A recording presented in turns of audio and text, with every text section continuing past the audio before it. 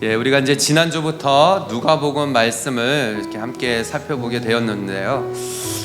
누가복음의 저자와 또 수신자를 지난주에 살펴봤습니다. 자, 누가복음과 사도행전의 저자가 똑같다고 그랬죠? 누구죠? 누가입니다. 그리고 이 편지를 받는, 이 글을 받는 사람이 누구일까요? 데오빌로 가카 이랬어요. 가카. 예, 데오빌로입니다. 그리고 자, 누가는 어떤 직업을 가지고 있었다고 했죠? 의사. 그래서 다른 사람이 그 시대에 예수님의 이야기를 글로 이제 쓰기 위해서 붓을 든 사람이 많았지만은 이 누가는 근원부터 아주 자세하게 살핀 나도 내가 이 데오빌로 가카에게 써야 될 것을 알고는 계시지만은 확실히 할 필요를 느껴서 이 글을 쓰게 됩니다 라고 편지를 쓰면서 누구 이야기를 먼저 시작을 했을까요? 사가랴 가정, 사가랴와 엘리사벳의 가정 이야기를 풀어나갔죠. 시작을. 예, 그래서 그 가정은 명문 가정, 제사장의 족보의 가정이었지만은 문제는 뭐였어요? 나이가 많도록 아이가 없었어요. 예, 그 가운데 천사 가브리엘이 찾아와서 아기를 낳을 것이다 라고 말씀을 한 부분이 지난주의 말씀이었습니다. 오늘 말씀의 제목은 뭘까요? 마리아의 기도입니다. 우리가 너무나 잘 알고 있는 말씀이죠. 보통 성탄절에야 들을 수 있는 본문인데 우리 누가복음의 말씀을 살펴보면서 함께 오늘 이 마리아의 기도가 어떤 기도였는지를 좀 살펴보려고 합니다. 여러분, 우리가 살아가면서 참 도저히 우리의 이 상식으로는, 이성으로는 이해할 수도 없고 감당할 수도 없는 그런 문제를 맞닥뜨릴 때가 있습니다. 살다 보면요. 그죠? 언제 있으신가요? 손꼽을 수가 없으신가요? 맞나요? 참 그런 이제 문제나 어떤 상황을 닥쳤을 때 우리가 보통 두려움과 절망, 뭐 어떻게 해야 될지 모르는 그런 상황 가운데 맞닥뜨리게 되어지죠. 오늘 이 본문의 마리아가 그랬던 것 같아요. 오늘 본문의 시작의 말씀 한번 볼까요? 26절인데요. 이렇게 시작이 됩니다. 여섯째 딸에, 이 여섯째 딸이 언제부터 여섯째 딸일까요? 그 말씀을 읽었는데도 잘 모르시죠? 이 여섯째 딸은 이제 뒷부분에 나올 거예요. 가브리엘 천사가 사가랴에게 나타나서 너 안에 엘리사벳이 아기를 가질 것이다 라고 한지 이제 여섯째 딸이 달인 거예요. 그때 천사 가브리엘이 하나님의 보내심을 받아 어디로 갔어요? 갈릴리 나사렛이라는 동네로 갔습니다. 가브리엘 천사가 좀 바쁩니다. 그죠? 이 세례 요한의 가정에 먼저 찾아갔고, 그리고 이제는 갈릴리로 간 거예요. 갈릴리 나사렛으로. 자, 그러면서 하는 말이 27절의 말씀이에요. 다윗의 자손 요셉이라 하는 사람과 또 약혼한 처녀에게 이르니 그 처녀의 이름은 마리아, 영어로 메리입니다. 마리아에게 찾아온 거예요. 자, 여러분, 지금 마리아가 어느 상태라는 거예요? 다윗의 자손 요셉이랑 이 사람과 약혼한 사이라는 거예요. 상태. 그리고 처녀라는 거죠. 지금으로 말하면은 여자 청년이에요. 여자 청년. 결혼을 이제 앞두고 있는. 여러분 혹시 이 유대 결혼 풍습이 어떤지 아시나요? 유대의 결혼. 제가 이제 아이들하고 이제 유대 결혼 풍습은 이래라고 이야기를 해줬는데, 여러분 우리나라도 우리가 이제 본문에 다 아는 이야기니까 우리나라도 몇십 년 전만 해도 결혼 전에 아기를 갖는다라고 하는 것은 참 있을 수 없는 일이었어요. 그죠? 뭐 또 정말 오래 전에는 결혼식을 올릴 수가 없으니까, 그런 형편이 안 되니까는 저희 부모님이 그렇더라고요. 저희 부모님이 결혼한 그 사진의 날짜와 저희 누님이 태어난 그 생애 연령이 안 맞아요. 그러니까 너무 가난해서 결혼식을 나중에 올린 뭐 그런 것이 아니기 전에는 참 저희 나라도 이런 그 사회적 풍습이 있었죠. 그런 이제 좀 상식적인 부분들이 있었어요. 근데 유대인의 풍습은 어땠느냐? 자, 한번 제가 이제 이렇게 찾아왔습니다. 자, 유대인들은 좋아하는 이렇게 남자 여자가 이렇게 있다. 그러면은 먼저 남자 쪽이 여자 집안으로 찾아가서 허락을 받는 거예요. 자, 그러면서 어떻게 하느냐? 청혼을 합니다. 그래서 이제 지참금도 줘요. 그래서 남자 쪽은 좀 이렇게 있어야 됩니다. 그래서 이제 지참금을 주고 그 집에 찾아가서 내가 당신 집의 딸과 결혼을 하고 싶습니다. 그러니까 보통 뭐예요? 당신의 딸을 저에게 주십시오. 우리 남자 성도님들 어떻게 그렇게 하셨습니까? 저도 이제 이게 한국에 가가지고, 저는 이제 뉴질랜드에 10년 있었고 저희 아내는 이제 한국에 있었으니까 이제 그 장인어른 집에 찾아가가지고 거의 무릎을 꿇다시피 해서 딸을 주십시오, 이렇게 뉴질랜드로 데려가겠습니다, 이렇게 했었죠.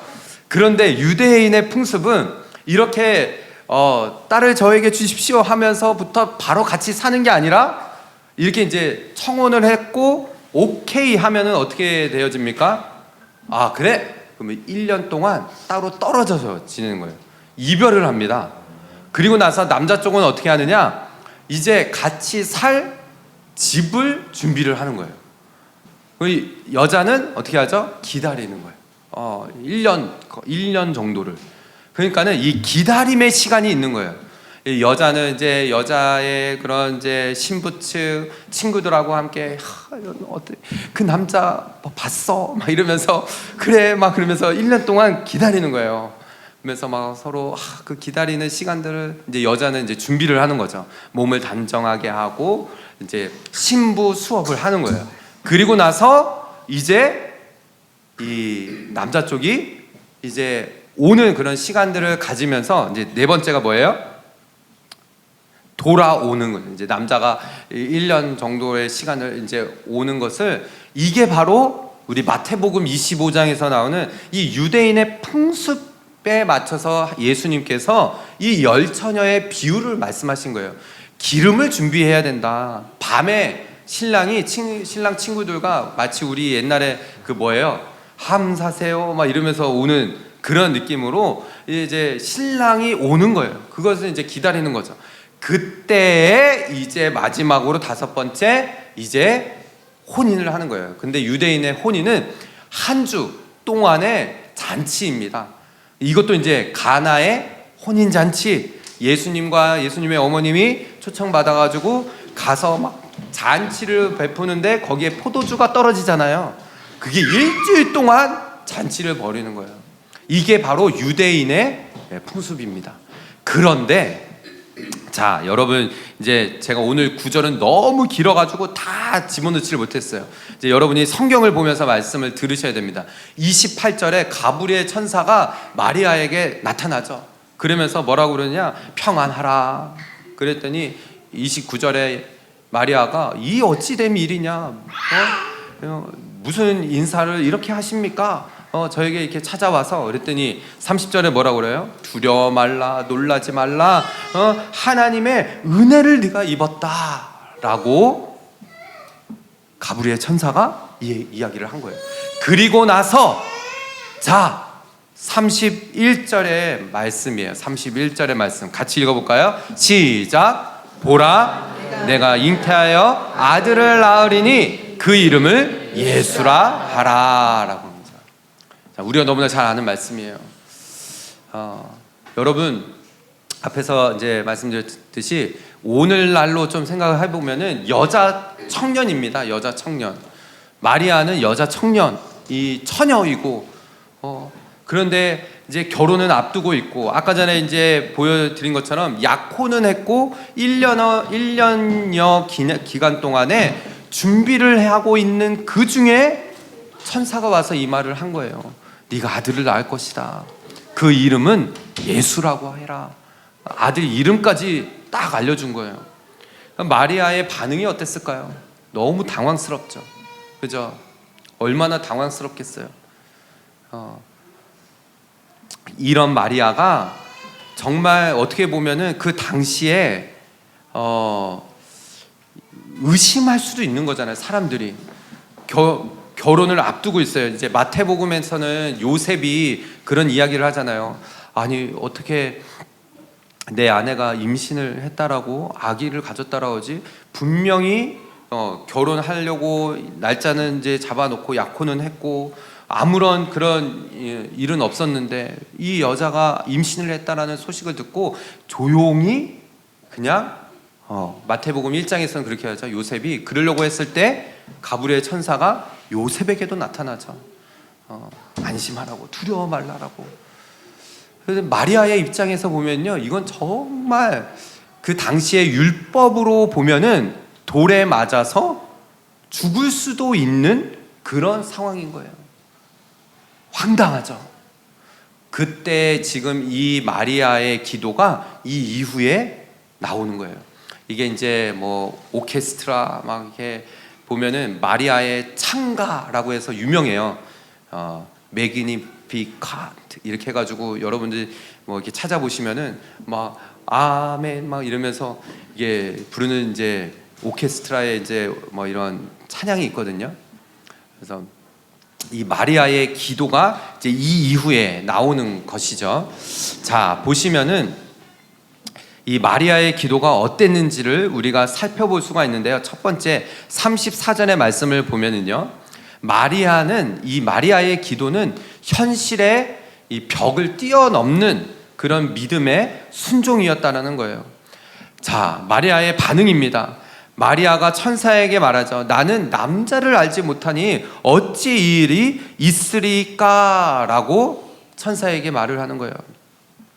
상식적으로 또 어떤 자연의 법칙으로는 불가능한 일이기 때문에 정말 마리아도 이거는 이거 어떻게 해야 될지 모르는 거예요. 여러분 그런 일들이 있으신가요? 살다 보면은 상식적인 외의 일들, 삶에서 상식적으로는 이해가 불가능한 그런 일들 있으시잖아요. 예. 그러니까 마리아도 그랬던 거예요. 35절의 말씀을 보세요. 천사가 대답하여 이르되 성령이 내게 임하시고 지극히 높으신 이의 능력이 너를 덮으시리니 이러므로 나실 바 거룩한 이는 하나님의 아들이라 일컬음을 받으리라 라고 한 거예요. 여러분 우리가 오늘도 사도신경에서 고백을 했죠. 어떻게 고백을 했습니까? 그는 성령으로 잉태되어 동정녀 마리아에게 나시고, 우리가 매 주마다 고백하는 거예요. 그는 성령으로 잉태되시고 성령 하나님으로. 이게 여러분 어떻게 이해가 되십니까? 안 되죠? 예. 이거는 뭐 어떻게 설명 불가능한 일인 것이죠. 그러니까 마리아의 입장으로 생각을 해보면은 이 말이 이해가 안 되는 거예요. 가브리엘 천사가 성령으로 내게 임하셨다. 성령으로 아들이 잉태될 것이다.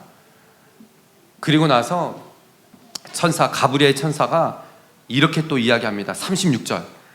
이게 인간의 생각으로는 도저히 납득이 안 되니까는 36절에 이렇게 말해요. 그래서 누가는 이 이야기의 첫 시작을 사가랴와 엘리사벳의 이야기를 앞에 근원부터 살펴본 부분에서 사가랴 가정의 이야기를 써 넣은 거예요. 그러면서 36절에 보라 내 친족 누구요? 엘리사벳도 늙어서 아들을 배었느니라. 본래 임신하지 못한다고 알려진 이가 이미 얼마큼 됐다고요? 6달이 되었나니. 그러니까 앞에 우리 본문의 시작이 6째 딸 이렇게 된 거예요. 그러니까 엘리사벳이 임신이 되어지고 그 나이가 들어서 그래서 천사가 마리아에게 성령으로 잉태될 것이다. 이해가 안 돼요. 너 친족 엘리사벳이 나이가 그렇게 많이 들었는데도 아기가 배어졌다. 임신되어졌다. 라고 이야기를 해주는 거죠. 그러니까 어떻게 보면은 마리아의 입장에서는 이 천사가 나타나서 들려주는 이야기 하나하나가 이제 마리아를 굴복시키고 기도하는 가운데에 어떻게 보면 하나님의 말씀인 것이죠. 이 말씀 앞에 마리아가 이제 결단하는 거예요. 여러분, 우리가 기도하면서 결단하고 순종하는 것이 어떨 때 우리가 진짜 순종이라는 단어를 쓸 수 있을까요? 여러분 생각을 해보세요. 기도하다가 우리가 어떤 이러한 기도 제목이 있고 하나님 앞에 하나님 이 부분을 이루어 주세요 해서 그런 기도의 응답을 받아서 내가 순종합니다. 이거는 솔직히 순종이라고 보기는 어려워요. 그죠? 내가 납득이 안 되어지는 말씀인데 도대체 이 말씀이 내 생각으로는 이거를 납득하기가 힘들고 이해하기가 힘들고 순종하기가 힘든데도 내가 하나님 내 모든 생각들 내 모든 것들을 내려놓고 하나님 말씀대로 하겠습니다. 이것이 순종인 거죠.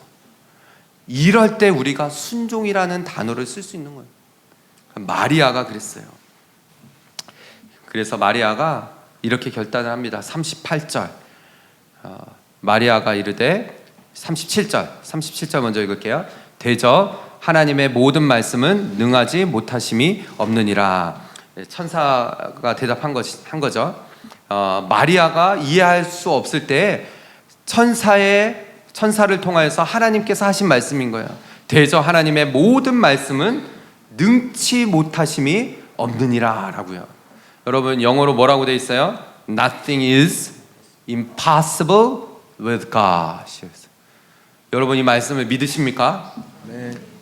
Nothing is impossible with God. 하나님께는 불가능이 없다라는 거예요. 그러니까 이 말씀 앞에 이제 마리아가 순종하는 거예요. 자, 이게 이제 38절이죠.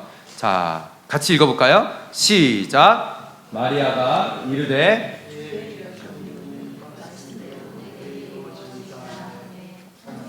떠나가니라. 아멘.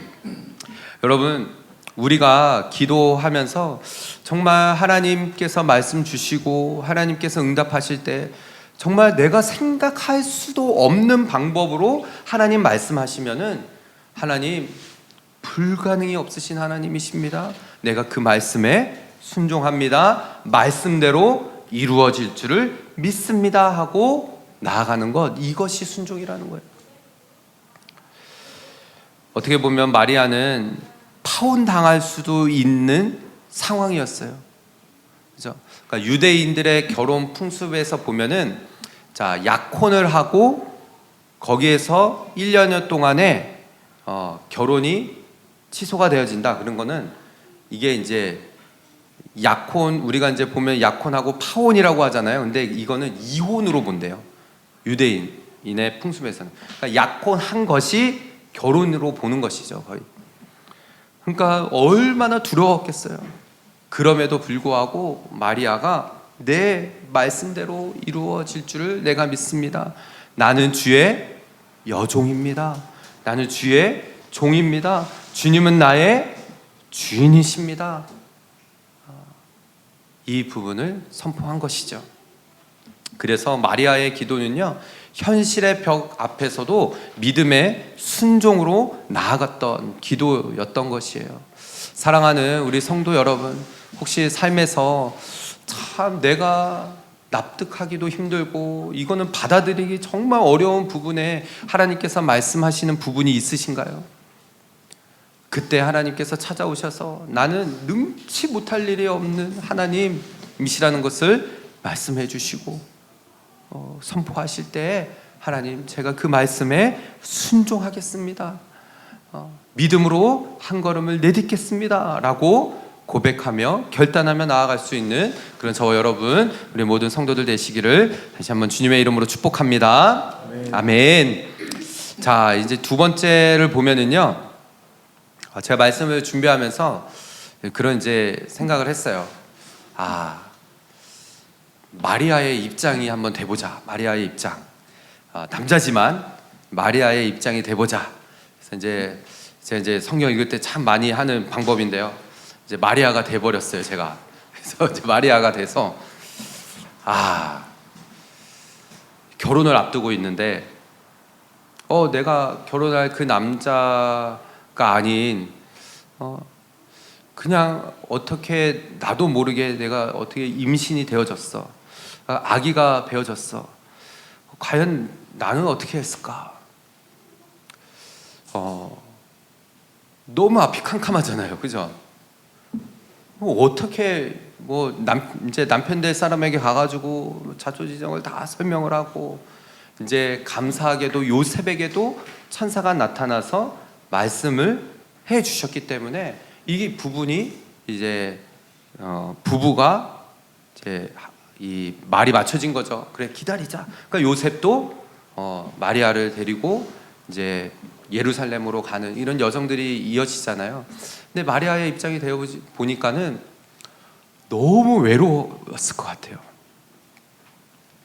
여러분, 그렇지 않습니까? 우리가 어떤 문제에 닥쳐지고 정말 이게 내 힘으로 감당이 안 될 때는 참 외롭더라고요. 저부터도 제가 어떤 문제나 어떤 상황 가운데 막다졌을 때 내 힘으로 아무리 해보려고 해도 안 되는 일들 가운데 있으면은 막 누군가를 찾아가서 말해보고 싶고 이런 문제가 있어요. 하지만은 이거를 막 발벗고 막 소매 걷어들고 막 같이 뛰어들어서 이 문제를 이렇게 같이 막 해결해주는 사람이 없으면은 너무 외로운 거죠. 마리아도 그러지 않았을까요?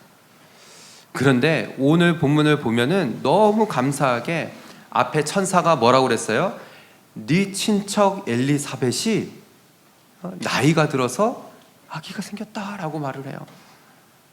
순종은 결단을 했지만은, 하나님, 제가 이해는 되지 않지만은 믿음으로 순종하겠습니다 라고 했지만은 참 힘든 부분이라는 거죠. 그런데 이 엘리사벳을 찾아가게 되어진 거예요. 41절의 말씀을 보세요. 엘리사벳이 마리아가 무난함을 들음에 마리아가 엘리사벳을 찾아가요. 여러분, 우리가 믿음으로 기도하는 부분이 첫 번째라면은요, 두 번째는 우리가 함께 기도하는 동역자가 있다는 사실을 잊어버려서는 안 돼요. 지금 마리아에게는요, 엘리사벳이라는 친척, 기도의 동역자가 있다라는 것을 알고 찾아가는 거예요. 찾아갔더니 그 엘리사벳 뱃속에는 누가 있어요? 세례 요한. 성령, 뱃속에서부터 성령 충만한, 이 뱃속에서부터 막 뛰어노는 거예요. 그랬더니 이 세례 요한은 뱃속에서부터 성령 충만하니 이 엘리사벳도 보세요. 엘리사벳이 함께 성령의 충만함을 받아라고 했어요. 저는 이게 상상이 되어져요. 뭐냐면은 엘리사벳과 마리아가 만나가지고 뭐 했을까요? 나눴겠죠. 우리 그 마더 와이즈, 우리 어머니들 모이면은 나눔하잖아요. 이런 어려움이 있어요. 이런 그 부분이 있어요. 기도 제목을 나누고, 그랬더니 막 같이 기도하니까 막 성령 충만함이 막 지난주부터 이 마더 와이즈가 시작됐다고 하는데, 또 이제 같이 이런 어려웠던 부분들 나누고 큐큐하고 이러는데, 그럼 얼마나 그런 성령 충만함이 그 가운데 있는지 몰라요. 그러니까 지금 제가 이렇게 상상했을 때 엘리사벳과 이 마리아는 그 나눔이 되어진 거예요. 그랬어요. 여러분 보세요. 제가 말씀은 그냥 눈 이렇게 쭉 읽어가면 몰라요. 그런데 지금 엘리사벳은 나이가 어느 정도 됐을 것 같아요? 나이가 많아 아기를 가진 거잖아요. 그러니까 사가랴랑 엘리사벳도 이제는 아기를 가질 수 없는 나이예요. 그러니까는 사가랴도 믿지를 않았던 거죠. 이 나이에 무슨 아기예요? 그러니까는 입이 그냥 딱 다물어져 가지고 나온 거 아니에요. 그럼 지금 엘리사벳이 나이가 어느 정도예요? 많이 든 거예요. 여러분, 마리아는 뭐라고 그랬어요? 여자 청년이에요. 제가 말씀을 읽다가 이 나이가 아무리 들어도, 나이가 아무리 덜 든 청년이라도 여러분 함께 나눔이 가능해요. 제가 이거를 찾아냈어요. 교회에 성도들이 이렇게 오시잖아요. 그러면은 목사님 너무 젊은 사람들이 많네요 하고 안 오시는 분들, 나이가 좀 있으신 분들은, 또 어떤 교회는 나이가 또 많이 있으시면은 젊은 이렇게 사람들이 하면은 여기 교회는 연세에 많으신 분들이 많아요. 별로, 여러분 그럴 필요 없어요. 우리가 주님 안에서 함께 기도의 동역자가 충분히 될 수 있다는 거예요. 엘리사벳과 마리아를 보세요. 그 안에서 같이 하나가 되어져서 기도의 동역자가 된 거예요. 어떻게 보면 42절에 큰 소리로 불러 이르되 여자 중에 내가 복이 있으며 내 태중의 아이도 복이 있도다. 엘리사벳이 말하는 거예요. 기도하다가 성령 충만함을 받아서 이 마리아 안에 있는 분이 예수 그리스도이시라는 것을 알고 큰 소리로 정말 태중에 있는 아이가 복되도다 라고 말을 한 거죠. 마리아가 어땠을까요? 엘리사벳의 말을 듣고 내가 잘못 들은 게 아니구나, 내가 하나님께서 보내신 그 천사의 음성을 잘못 들은 게 아니구나, 진짜구나, 그런 마음 들지 않았겠어요? 위로를 받지 않았겠습니까? 저는 저희 교회가 그런 교회 됐으면 좋겠어요. 금요기도에 나와서 기도하다가 함께 기도하면은 성령 충만함을 받아가지고 문제 가지고 나왔다가 하나님 이런 음성을 듣고 하나님께로부터 하나님께서 이렇게 말씀하셨는데 같이 기도하면서 서로 내가 지사님 가정 위해서 기도하다가 이런 마음을 받았어요. 이런 기도의 동역자가 되는 그런 교회가 되기를 바라요. 마리아와 엘리사벳처럼요. 저희 가정도 정말 이해가 안 되는, 제가 어저께 이제 저희 교회 유은 목사님 오셔서 함께 좀 나눔하다가 또 그때 이야기가 어떻게 하다 보니까 나왔어요. 저희 가정도 첫째 주원이가 이제 저희 아내 이제 임신했을 때 저희 가정이 너무 힘든 시기였거든요.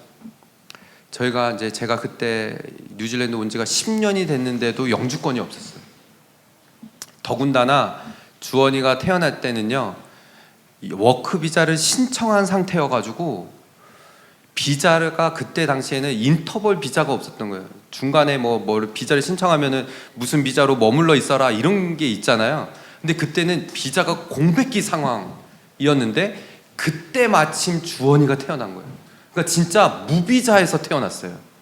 여러분이 이해를 못 하실 텐데 그때 저희 아내가 아기가 뱃속에 있는데도 미드와이프를 못 만났어요. 왜냐면 미드와이프를 만나면 돈이 나가니까는.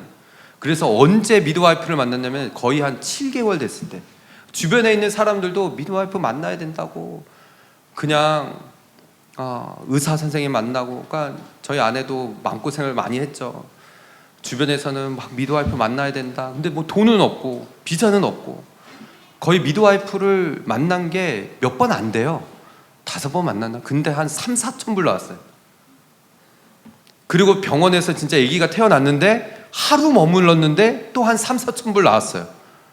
그러니까 저도 막 속상한 거예요. 병원에 가서 병원에서 이 청구서가 날라왔는데 내가 여기에 뭐 원정 출산한 것도 아니고 10년을 넘게 살았고 근데 병원비가 뭐 8천 불 이렇게 나왔으니까 답답하죠.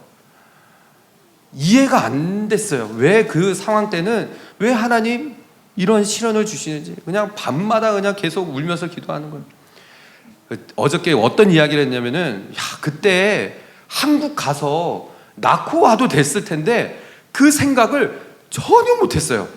진짜 못했어요.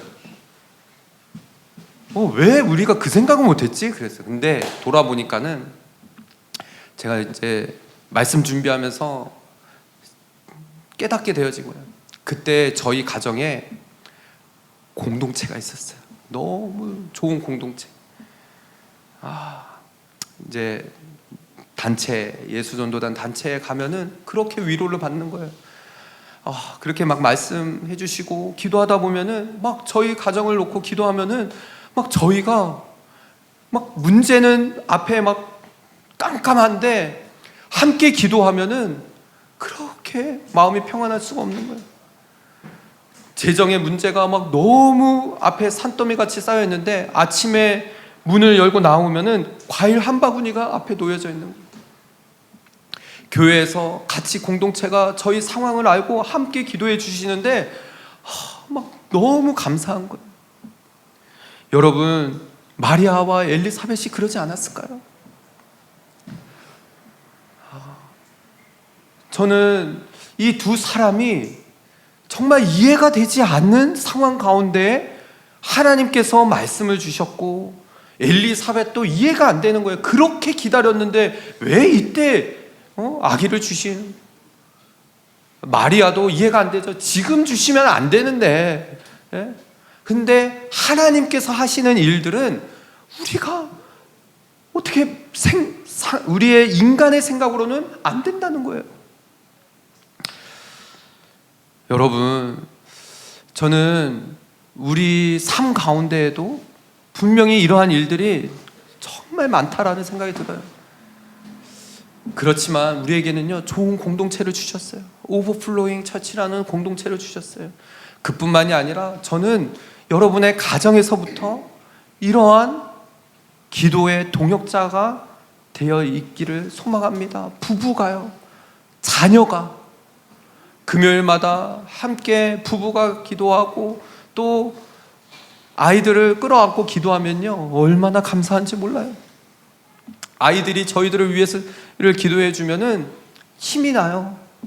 아픔 캄캄한데 교회를 개척하고 6년 동안 뭔가 한 것 같지만은 또 잘 되어지지 않는 그런 상황 보면은요, 그렇지만은 또 힘이 되는 거예요. 기도의 동역자가 있구나. 우리 오버플로잉 처치 성도들 한 분 한 분 보면은 이분들이 우리의 기도의 동역자라는 생각이 드는 거예요. 사랑하는 성도 여러분, 저는 오늘 이 말씀을 통하여서 우리 서로가 기도의 동역자 되어서 정말 이 땅 가운데 힘들고 어렵고 내 생각으로는 이해되지 않는 그런 문제들이 산적해 있을지라도 함께 기도하며 그렇게 헤쳐나가는 그런 저와 여러분 모두가 되시기를 주님의 이름으로 축복합니다. 네. 아멘. 또한 마리아의 기도는 믿음의 어떤 기도, 정말 현실을 뛰어넘는 기도이기도 했지만은 기도의 동역자와 함께 기도하는 기도였고요. 마지막으로는 찬양의 기도였어요. 마리아의 기도는 그래서 마리아의 창가라고 하거든요. 기도 중에 하나님을 바라보며 그 기도가 하소연이었던 기도가 찬양으로 바뀐 것이죠. 엘리사벳의 위로 속에 확신을 얻습니다. 마리아도. 그러면서 마리아의 입술에서 드디어 그 입술에서 기도였던 그 기도, 여러 가지 기도의 제목들이 이제는 찬양으로 바뀌어서 흘러나오는 것이죠. 46절의 말씀을 보세요. 마리아가 이르되 내 영혼이 주를 찬양하며 라고 합니다. 47절에 내 마음이 하나님 내 구주를 기뻐하였음은. 어떻게 보면 마리아에게 있어서의 문제는 그대로예요. 아기가 이제 계속 자라날 것이고 배는 불러올 것이고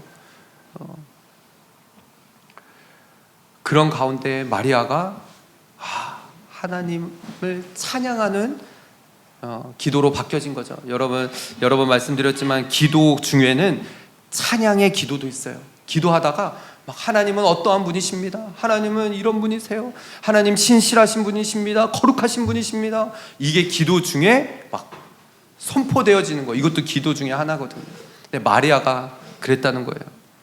48절 먼저는 마리아의 이 기도 중에 하나님이 어떠한 분이신가를 선포하는가, 비천한 자를 돌보시는 하나님을 마리아는 선포해요. 하나님, 저를 불쌍히 여겨주세요. 긍휼히 여겨주세요. 저는 비천한 자입니다. 정말 아무것도 아닌 자입니다. 나를 불쌍히 여겨주시옵소서. 지난 금요일에도 이제 무릎 꿇고 기도하면서 하나님, 저도 기도하는 거예요. 하나님, 저를 불쌍히 여겨달라고. 이게 참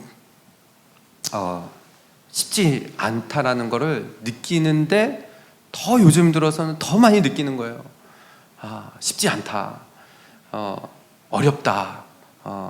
이거는 사람의 힘으로 될 수 없는 일이다. 뉴질랜드에서 제가 이제 여러 번 말씀드리거든요.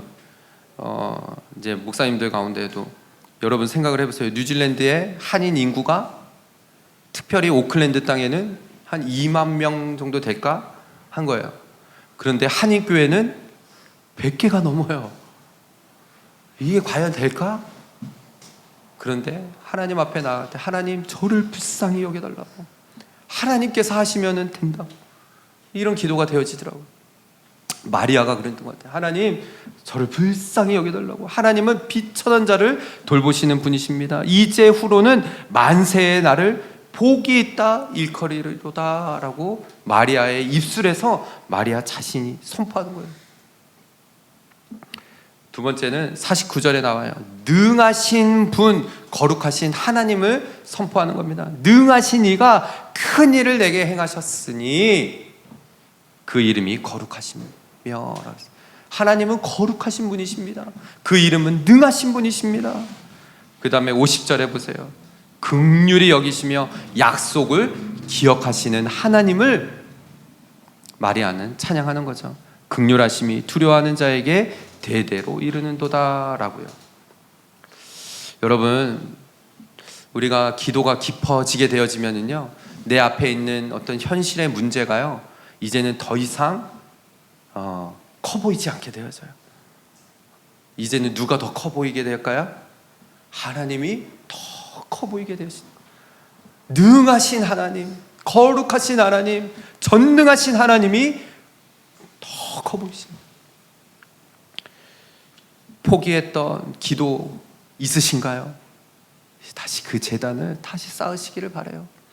말씀을 묵상하면서 다시 한번 정말 이 두 사람이, 엘리사벳과 이 마리아가 왜 하나님께서 사가랴의 가정, 요셉, 이 마리아의 가정을 이렇게 하나님께서 예수 그리스도를 태어나심에 이 두 가정을 쓰셨을까? 여러분 생각해 보세요. 사가랴의 가정은 아기가 있어야 될, 우리 생각으로는 결혼해서 있어야 될 시기에 안 생기고 언제 생긴 거예요? 나이가 많이 들어서 생겼어요. 근데 마리아의 가정은 뭐예요? 요셉의 가정은 지금 이때 생기면 안 되거든요. 좀 지나서 생겨야 되는데 이때 생겼어요. 여러분 생각을 해보세요. 하나님의 시기와 우리의 시기는 다르다는 걸 말씀해 주시는 거예요. 사가랴 가정과 이 마리아 가정을 앞에 시작을 해놓고 너는 이때 이것이 이루어져야 된다고 기도하지? 아니야. 여러분, 우리 전능하신 하나님은 하나님의 때가 분명히 있다는 거예요. 저는 저희 교회도 분명히 그럴 때가 있다라고 여겨져요. 이 시기를 잘 지나가야 된다는 생각이 들었어요. 오늘 이 말씀을 통해서 그 전까지는 우리가 무단히 기도해야 돼요.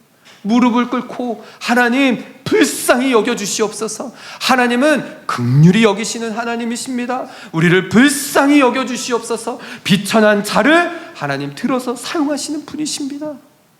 이것을 고백하며 저는 저와 여러분, 우리 모든 오버플로잉 처치 성도들 한 분 한 분이 오늘 이 말씀을 통하여서 하나님, 내가 기도의 자리로 다시금 나아가서, 지난주 말씀 기억하시죠? 하나님께서는 우리의 기도를 병에 담으셔서 보관하시며 기억하시는 하나님이시라는 이 사실 잊어버리지 마시고 오늘 이 말씀 붙들고 기도의 제단을 쌓으며 나아가는 저와 여러분, 우리 모든 성도들 다 되시기를 주님의 이름으로 축복합니다.